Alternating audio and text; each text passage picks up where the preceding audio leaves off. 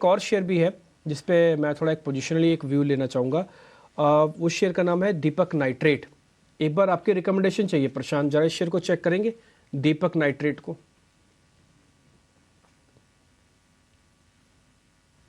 जी डिम्पी जी, यहाँ पे अगर हम देखें तो एक रेजिस्टेंस है करीबन, हम मान के चलेंगे 2200, 2190 2200 के करीब। बड़े ब्रेकआउट की कोशिश कर रहा है। सिर्फ एक चीज जो लैकिंग है वो है वॉल्यूम्स। तो थोड़ा कम वॉल्यूम में आप बाइंग शुरू कीजिए, ब्रेकआउट प्रीएम करके। आपका स्टॉप लॉस होगा करीबन 2125, 2125। और जैसे ही आप 2200 के करीब जाए तो मेरे हिसाब से आपको स्टॉप लॉस लाना चाहिए 2140 और पोजीशन को होल्ड कीजिए। 2200 के ऊपर अगर ये स्टॉक क्लोज हो जाए तो कंफर्टेबली आपको 2240-50 तक के लेवल इसमें दिख सकते हैं। ये तो दीपक नाइट्रेट पे बात हुई। इनफैक्ट अब इसी स्पेस से और दूसरे केमिकल फर्टिलाइजर जीएनएफसी भी अब आपको दिख रहा है, थोड़े एक्शन में दिखाई दे रहा है। क्या यहाँ से बड़े लॉन्ग्स बन सकते हैं? जीएनएफसी बड़े मूव्स देता भी है, 2-2.5% की चाल ऑलरेडी आ चुकी है। प्रशांत, जीएनएफसी पे इन लेवल्स पर बाय करेंगे या फिर कोई एंट्री पॉइंट आप दूसरा सजेस्ट करना चाहेंगे? जी यहाँ पे अगर मैं जीएनएफसी को देखूं तो सबसे अहम बात यह है कि इसका बेस बहुत फर्म बन चुका है।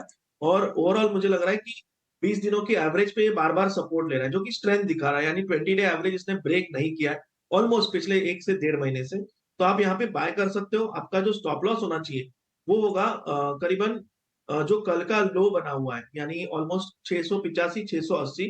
जो कंजर्वेटिव ट्रेडर्स है वो 680 पे स्टॉप लॉस रखे, जो एग्रेसिव ट्रेडर्स है वो 685 पे रखे और बने रहे। मुझे लग रहा है ये स्टॉक कंफर्टेबली 740 तक के लेवल दिखा सकता है। इनफैक्ट 750 आसपास भी जा सकता है। इनहेरेंट स्ट्रेंथ है।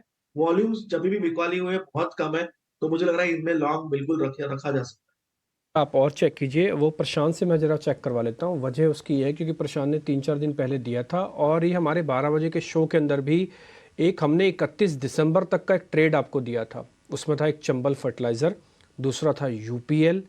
2 शेयर आपको नोटिस कराए थे। चंबल फर्टिलाइज़र हमने दिया था करीब 308 के आसपास, अब ये 316 हो चुका है।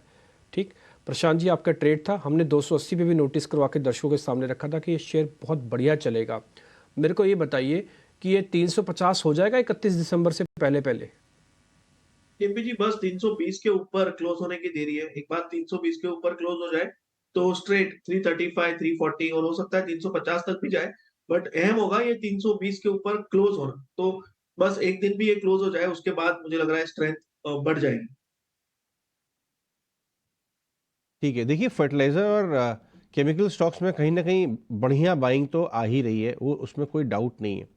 कुछ और स्टॉक्स की तरफ आपका लेके चलता हूँ मैं ध्यान। एक देखिए SW सोलर 2-3 दिन से चल रहा है स्टॉक ये, और सुजलॉन, दोनों एक ही, दोनों भाई बंद हैं, कजिन्स हैं, आप समझ लीजिए, दोनों अच्छा चल रहा है। लेके आइए सर्किट और सुजलॉन को भी लेके आइए। अगर आप कंपैरिजन में देखेंगे तो सुजलॉन ज़्यादा चला हुआ है, SW उतना चला नहीं है।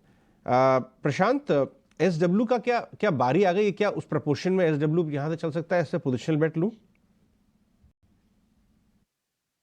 जी अजय जी, अगर हम SW सोलार को देखें तो ये एक रेंज में काफी वक्त से चल रहा है।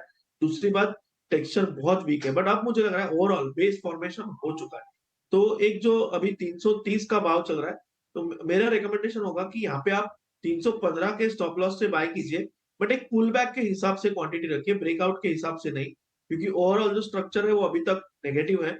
तो एक पुल बैक मैं कंसिडर कर रहा हूँ कि करीबन इस स्टॉक को 375 तक ले जा सकता है। तो 315 का स्टॉप लॉस रख के आप 375 370 के टारगेट के लिए इसको बाय कर सकते हो।